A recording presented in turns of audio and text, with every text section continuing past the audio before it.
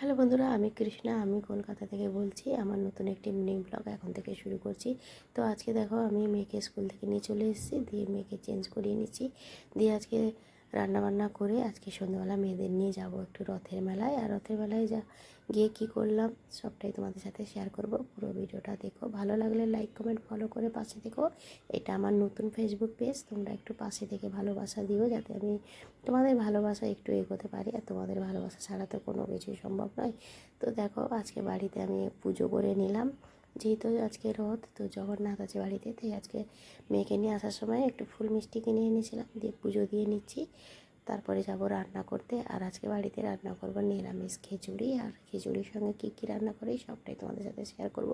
আর খিচুড়ি কী চাল দিয়ে রান্না করবো বলো তো? গোবিন্দভোগ চাল আর মুগের ডাল। তো দেখো, এই যে মুগের ডাল আর গোবিন্দভোগ চাল, একটা পাঁপড় কিনে এনেছি। আজকে পাঁপড় ভাজাও করবো, রথের দিন পাঁপড় ভাজা না খেলে তো আর হয় না। আর খিচুড়ির জন্য আলু আর গাজরটা কাটা আছে। তো দেখো বন্ধুরা, আমার খিচুড়ি হয়ে গেছে, আর এদিকে আলু ভাজা হচ্ছে। তারপরে এখানে বেসন দিয়ে সরু সরু করে আলু কেটে বড়া করব, আর পাঁপড়ও ভাজা হয়ে গেছে।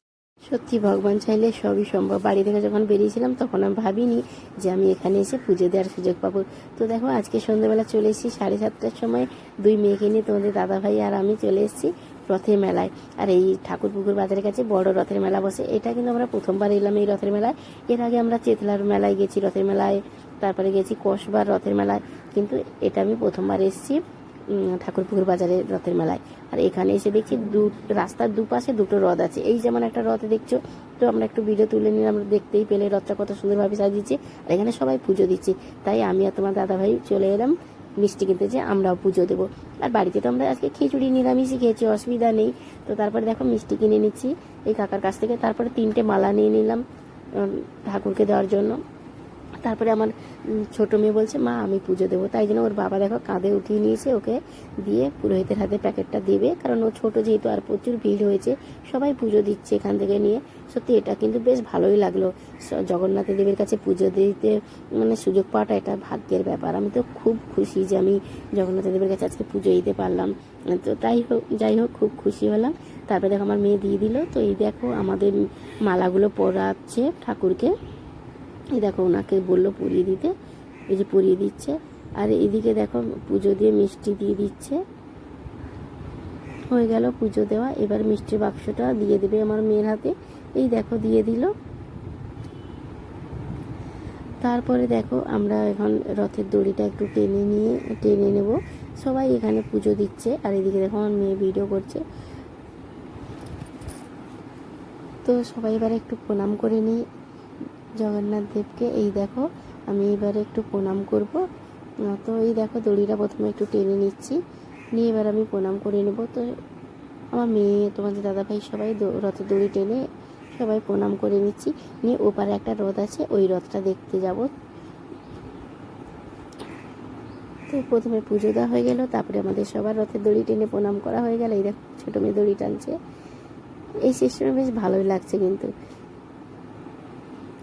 তারপরে দেখো, এই যে আমার বড় মেয়ে রথের দড়িতে হাত দিয়েছে।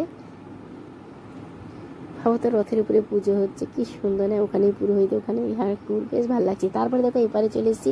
আর এই রথটা দেখো কি সুন্দর সাজিয়েছে ফুল দিয়ে, এটাও খুব সুন্দর। ওখানে পুজো দিয়েছি বলে আর এখানটায় গেলাম না পুজো দিতে, এখানেও লাইন দিয়ে দিয়ে যেতে হচ্ছে। যারা মানে কেউ ওখানে পুজো দিচ্ছে, কেউ এখানে পুজো দিচ্ছে। তো আমাদের তো এক জায়গায় পুজো দেওয়া হয়ে গেছে, তাই এই রথটা দেখে প্রণাম করে নিলাম। তারপরে চলে এলাম মেয়েদেরকে পাপড়ি চাট খাওয়াতে।